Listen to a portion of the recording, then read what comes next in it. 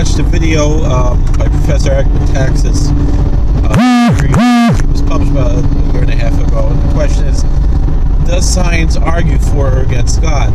Now, I was interested in this video, and after watching it, I was happy to see that it doesn't just rehash some common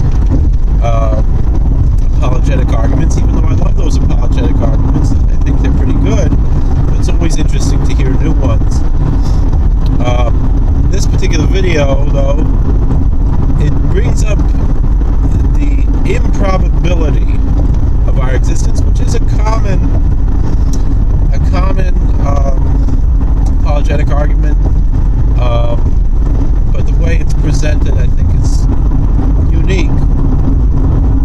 It begins describing the improbability of life, and particularly of intelligent life, and then goes on to the improbability of the existence of the universe, and I suggest people do watch it.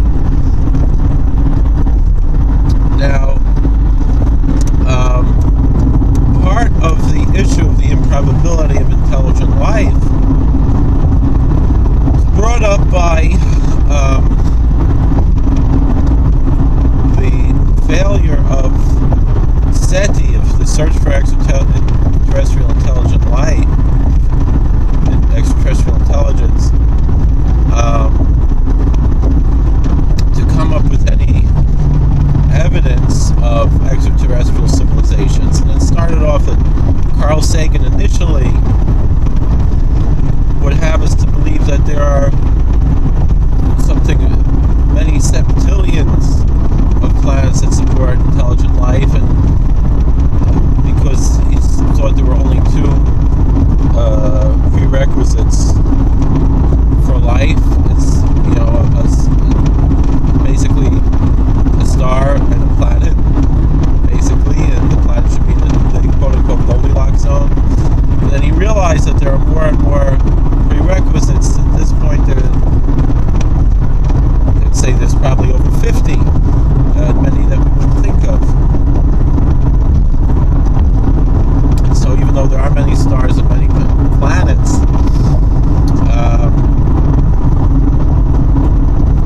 what are they, the probability of life, of intelligent life, becomes weaker and weaker and weaker.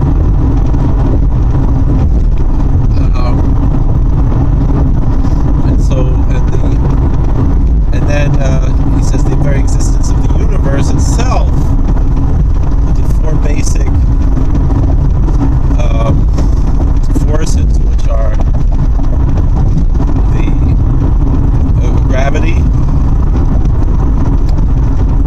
the electromagnetic force, the weak nuclear force, and the strong nuclear force, that these four things developed only a few seconds, or fractions of seconds, after the Big Bang. And if they would have been just slightly different, the whole universe wouldn't exist. Stars wouldn't be able to form. Matter wouldn't be able to stay together if there were just some slight changes. That's a very powerful argument. I agree with all the statements that he has to say here, and they're mostly scientifically true. And so, his question being, does science have evidence for or against the existence of God? And he's saying, more and more science is going toward the notion of the existence of God.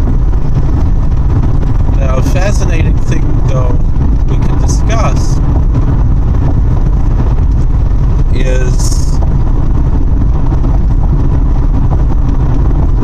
this apparent lack of extraterrestrial intelligence. What does it mean exactly?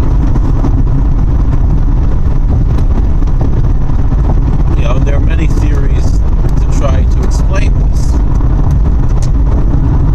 including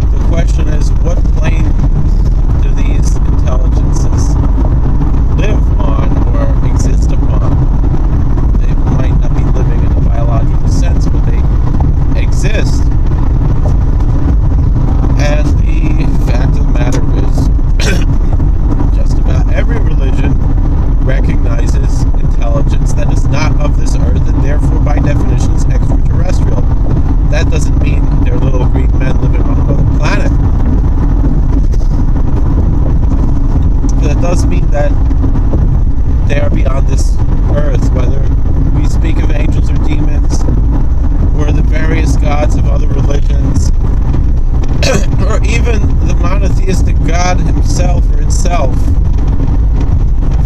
even though most would say he exists equally on earth as he does in heaven, most theologians would say, but his existence in heaven, beyond this earth and beyond this universe, is extraterrestrial. Extra meaning he has an extraterrestrial existence, meaning he has an existence that exists beyond this earth. It doesn't mean he's a guy living on another planet like the Mormons say, but it does mean that his existence is beyond this earth, even if it is including this earth, and this earth is insignificant compared to his existence, as most theologians would agree, and even the existence of the entire universe is insignificant compared to his vast,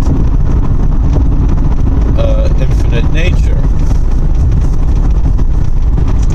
So the term extraterrestrial, you have to understand, what does that actually mean? And by definition, angels and demons and so forth are extraterrestrial.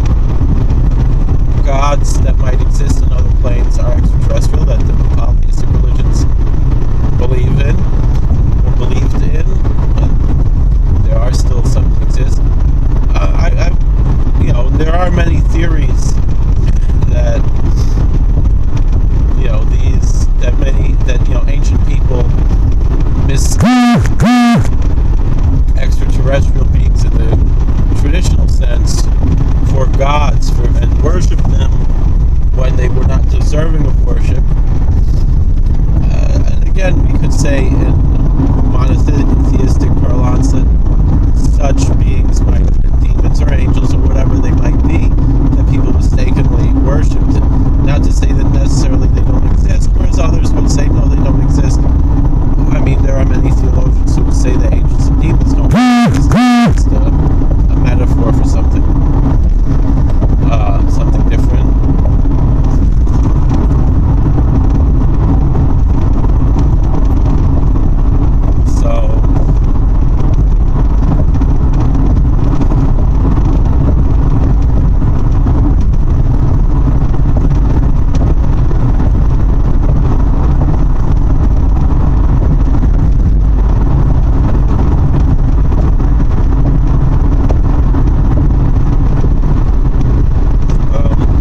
God himself would be beyond this earth, therefore extraterrestrial. And again, not to say that he has any form or anything like that, God forbid.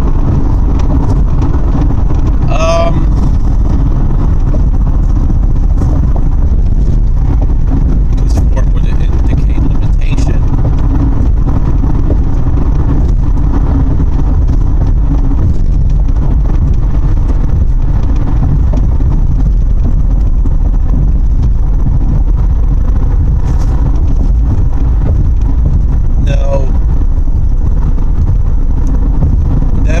Let's go further. So some people would assume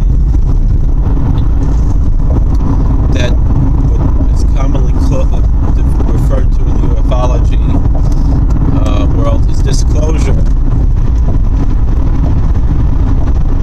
would be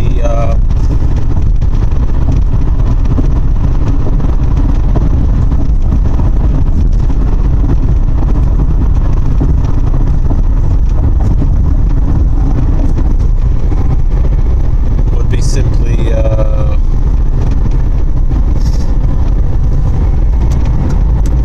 the reason. What would be the reason not to do disclosure? It's because the churches want to stop it. But I mean, the Catholic Church itself, it's not the only church, but it's certainly one of the most politically powerful churches in the world. It's the biggest single church in the world, even though the majority of Christians are not Catholics, but the biggest single denomination is the Roman Catholic Church.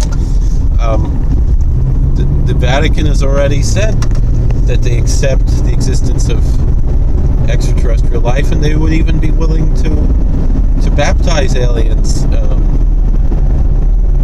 into their church.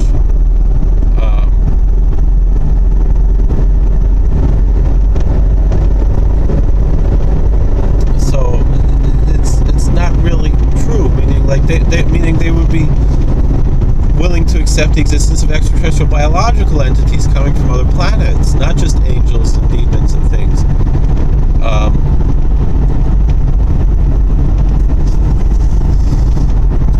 And so, these are things that...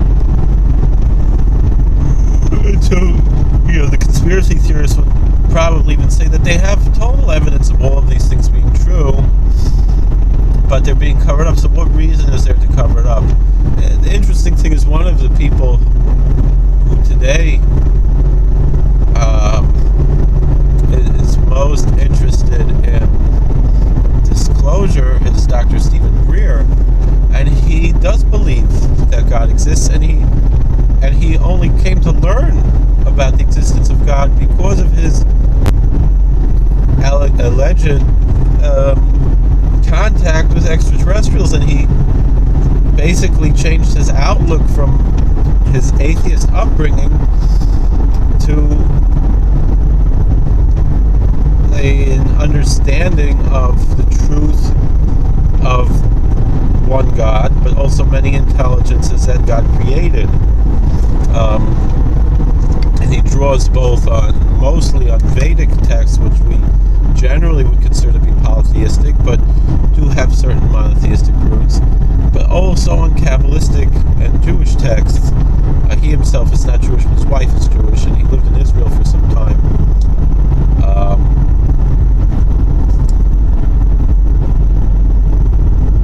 What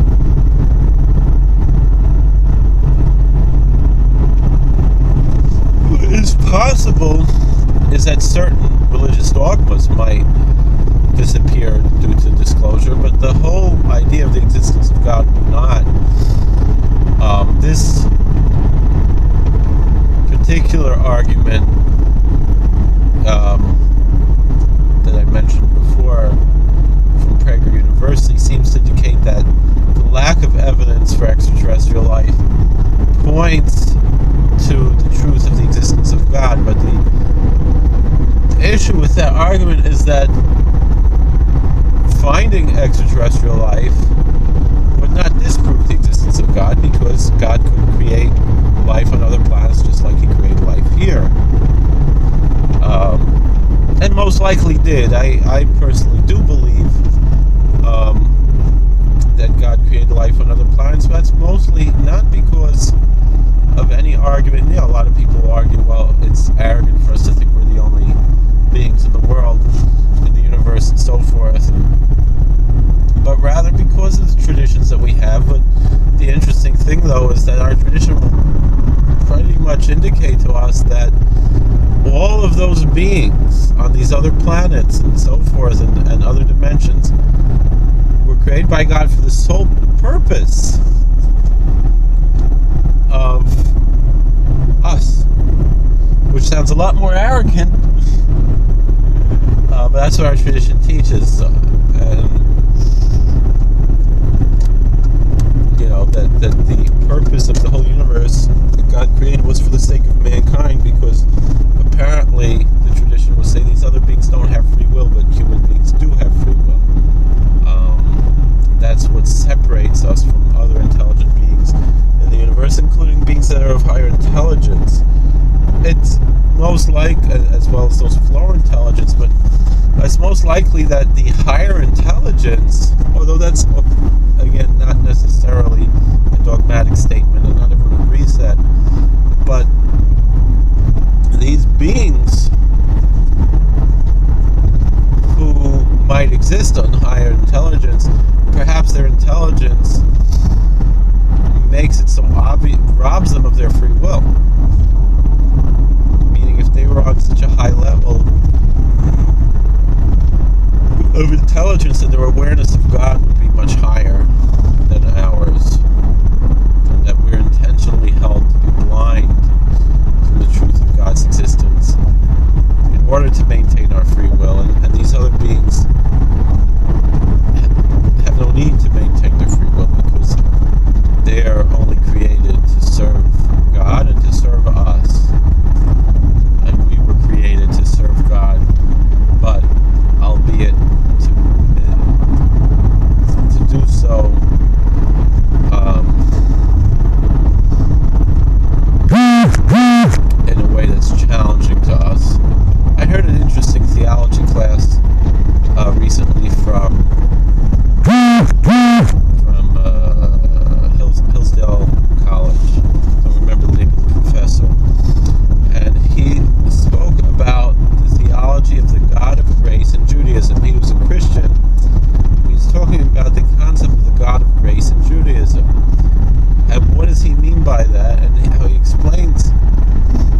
cites passages in Isaiah, nothing to do with Jesus or anything like that. The idea of the Jewish God being a God of grace is as follows, and it fits in with Jewish theology, I believe. That God is our patron, is our Father. It's not a relationship of an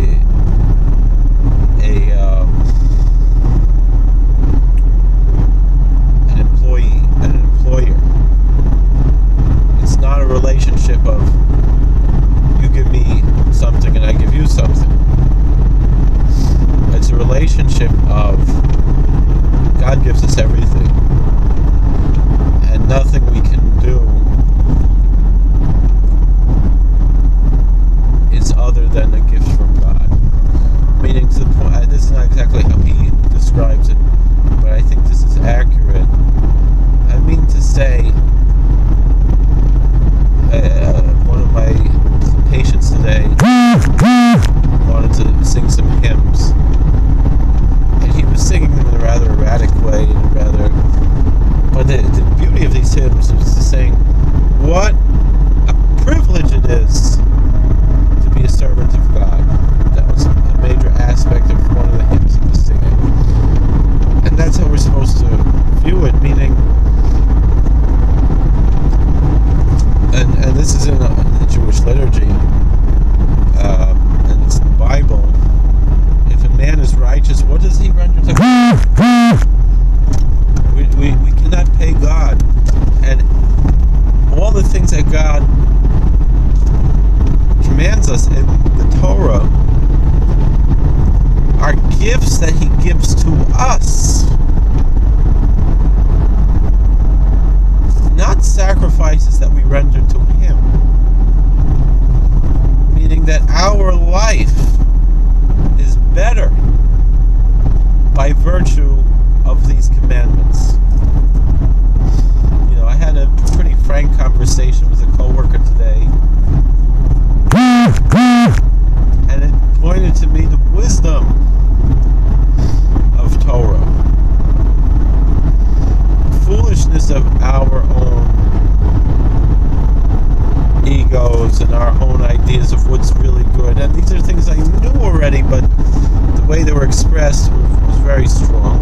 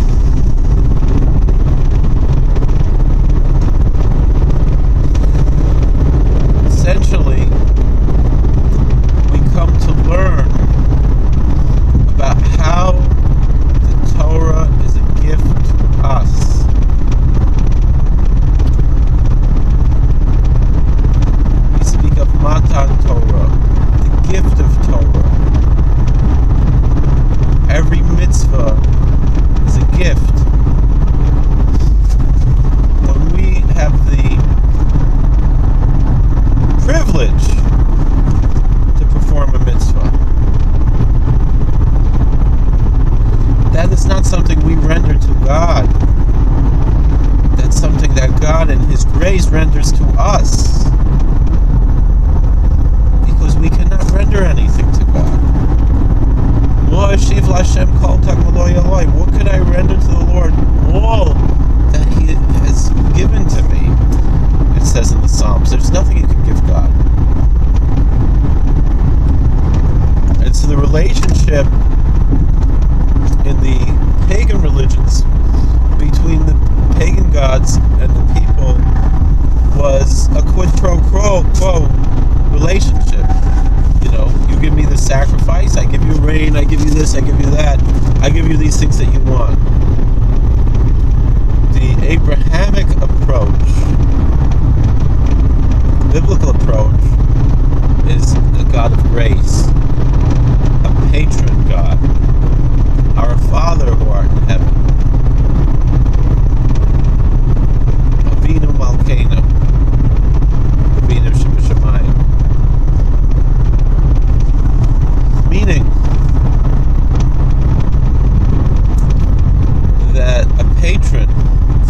patron of the arts, for example, does not, it comes from the word pater, patriarch, father. The patron of the arts is not hiring the artist as an employee. He's rather appreciating that which the artist is rendering. And so the relationship between a patron and the artist, or some other recipient of the good graces of a patron, are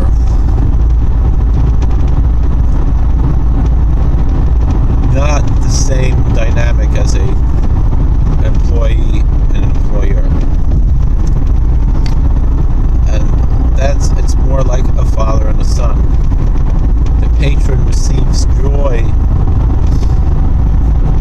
in the art that the artist renders. The father receives joy and nachas, satisfaction, from his children, their successes.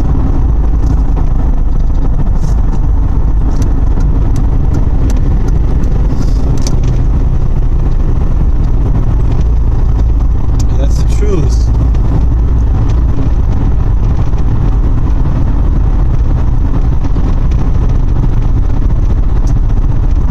So back to this question of, so then on the other hand, so we can't say that the people who are seeking out, who believe in a conspiracy theory, believe solely that the conspiracies are based on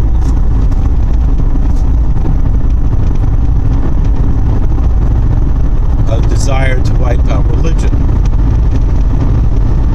or to prop up religion, rather.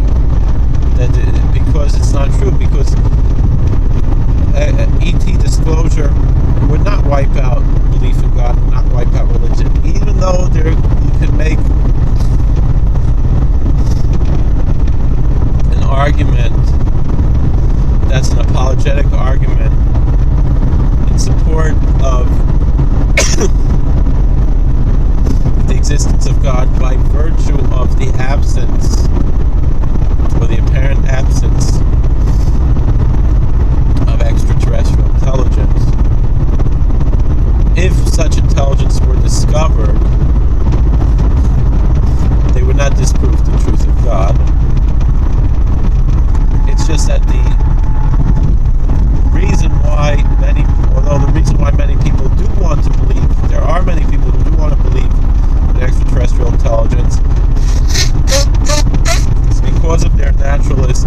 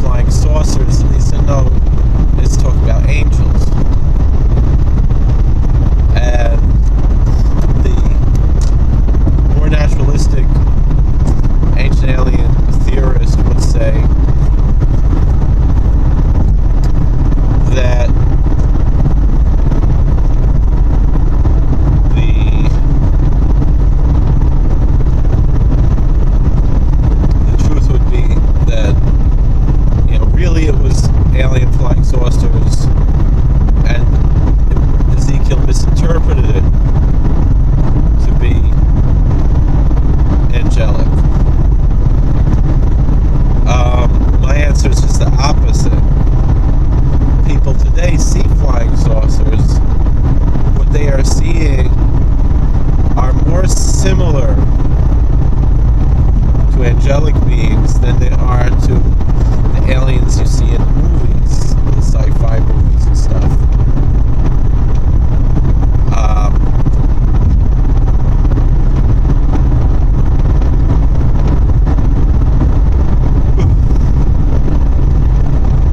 Meaning these extraterrestrials are not like us. Or at least we're not like them yet. Maybe someday we will be. But right now, we are not like them. We travel in cars that are physical, and we're not aware of the truths that exist above and beyond.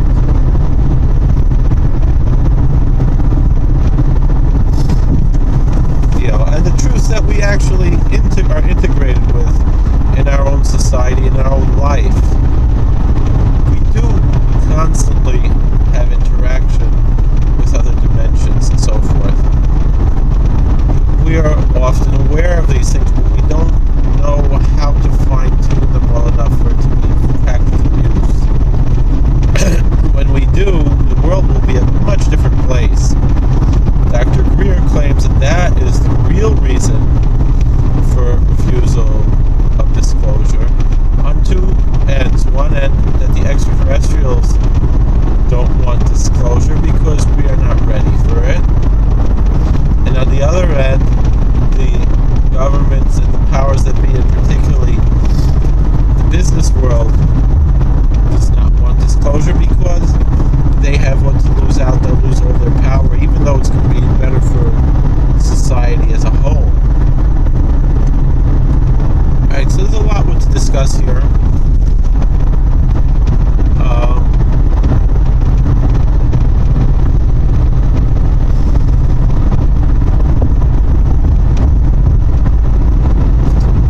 But basically the point that I want to bring out after this video is, yes, points brought out in this video are true, scientifically speaking and so forth, as well as anything can be established as true scientifically in these areas, meaning that the calculations, the mathematics behind it is true and so forth, and that these are good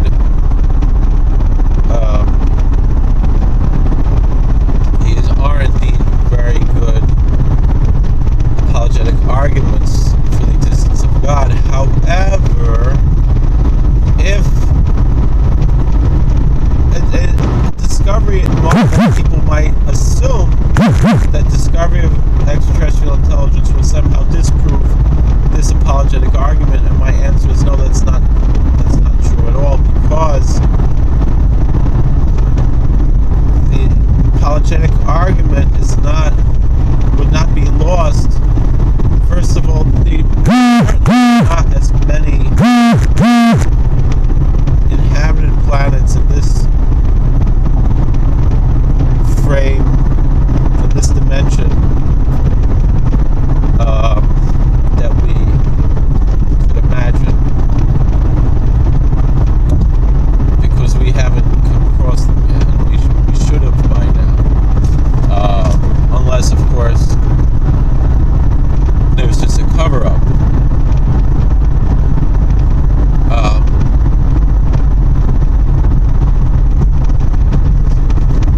On the other hand,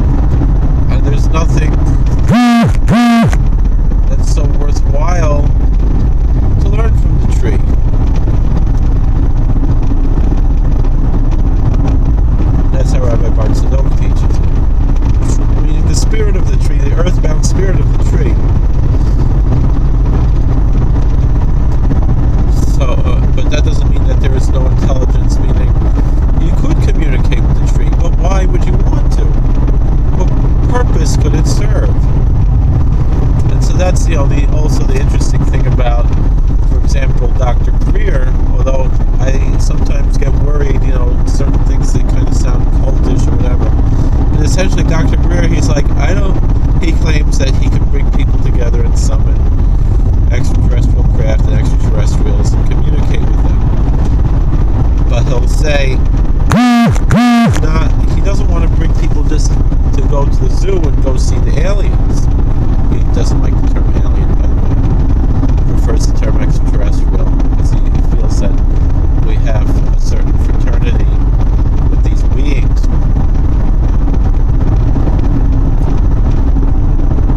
But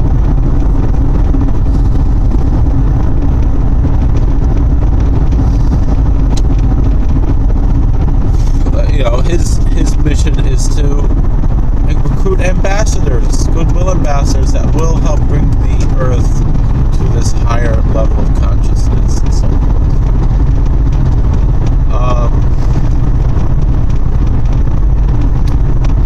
To me, that sounds like the coming Mashiach. And, he's made it clear that these beings have taught him about God. It reminds me of, there were two types. One was a particularly good one, and one was a particularly bad one, as the world will say.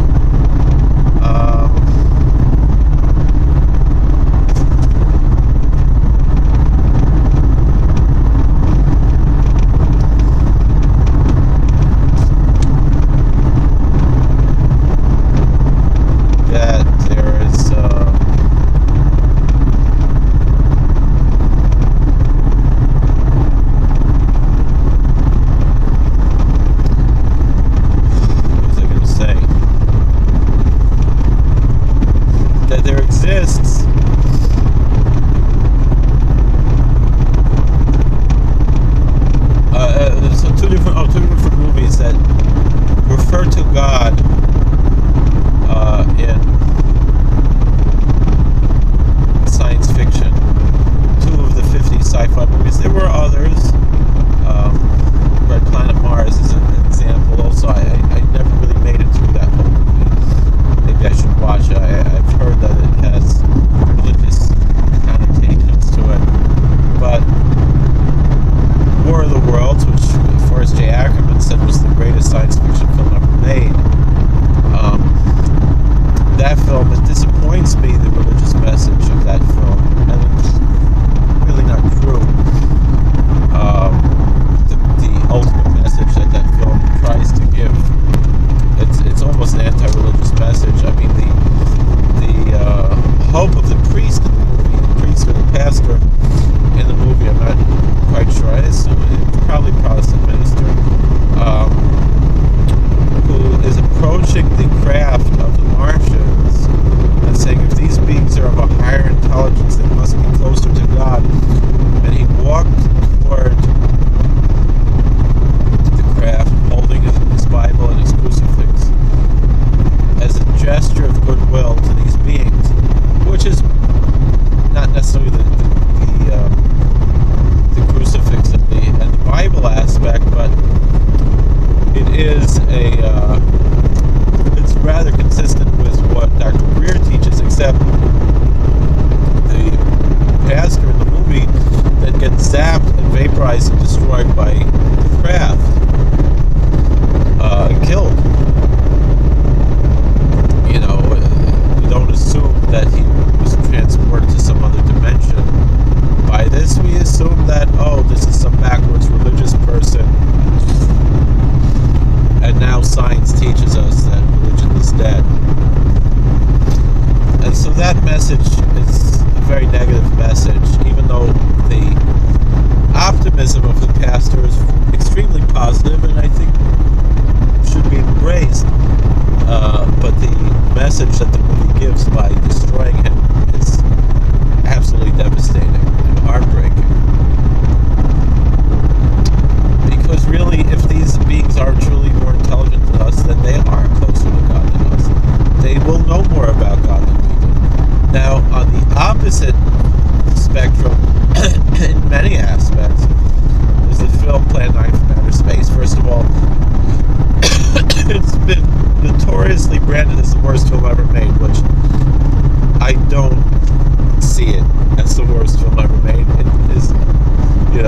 Dr. Lobo always says they're not bad movies, they're just misunderstood.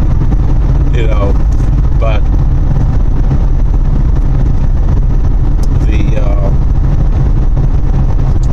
and Dr. Lobo is a big fan of Plan 9. Plan 9 is really a very religious movie. First of all, I mean, we know from the movie Ed Wood that the backers were churchmen and the financial backers, and they insisted that there be a religious message in the film. A mention of God in the film, which there was. Criswell, he ends off, God help us in the future. That's how the movie ends. But the incredible message of that film, and one of the most tender moments of the film, and really it wasn't, in the movie Ed Wood, they make it like, Ed Wood was all starry-eyed, and the truth was, he didn't think anyone would remember his movies. He was like, "What? Are you serious?" Like, and it never received a very large distribution in its original run, and so forth, and only became famous many years later. And then in the 70s and the 80s is when these movies started to become iconic. Movies like, Plan 9 from Outer Space, and Robot Monster, and so forth. And then when Mystery Science Theater 3000 came out, and I don't think anybody heard of Manos, The Hands of Fate before Mystery Science Theater 3000. Now it's become this iconic film. Whereas Robot Monster and Plan 9, they were famous before. They never did Plan 9 on Mystery Science Theater 3000. They did on riff tracks. But this tender moment in the movie Plan 9 from Outer Space, and this is very similar to Dr. Greer's arguments, the aliens are saying, as is a common theme in 50s sci-fi, that the aliens are here to save us from ourselves and save themselves from us, because they see us as a threat. So at one moment, the alien in Plan 9 says, God would not allow this to happen. And the human who's on the spaceship, he says, you speak of God? Are you so stupid and arrogant to think that we too would not have a concept of God? Meaning to say, the message I got out of that was the message of the pastor, the optimism of the pastor in the core of the world. Meaning, we assume eventually we're going to evolve past this whole God thing. We assume that religion is something that's relegated to the Middle Ages, ancient times, and as we become more and more advanced and evolved, we're going to forget all this silliness. That's what particularly the left would have us believe. Excuse me. Even the spiritual left, even the religious left, would have us believe that at some point we're going to shed something. Now, are we going to shed God altogether, or are we going to shed certain dogmas, certain ideas, certain false ideas that we have about God? Now, it makes sense to say, yeah, we're going to give up certain dogmas. We are going to give up certain ideas. We are going to recognize that our religious lives are essentially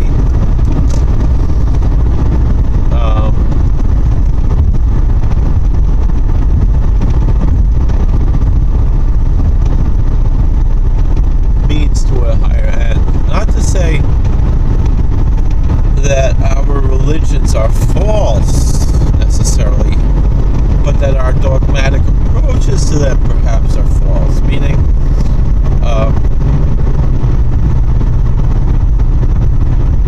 except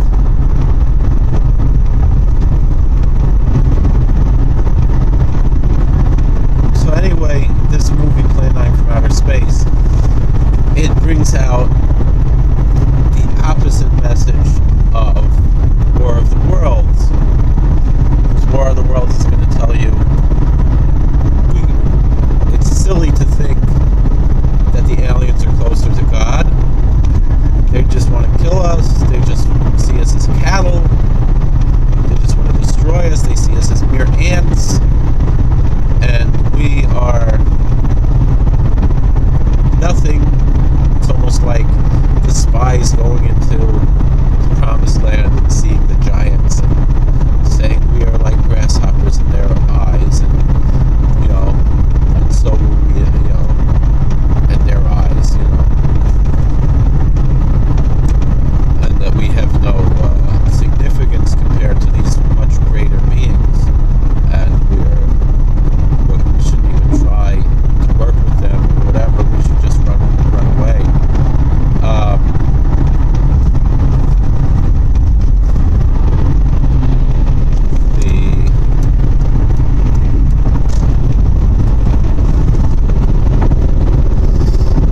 The Plan 9 message is the opposite. It's like, no, you can be better.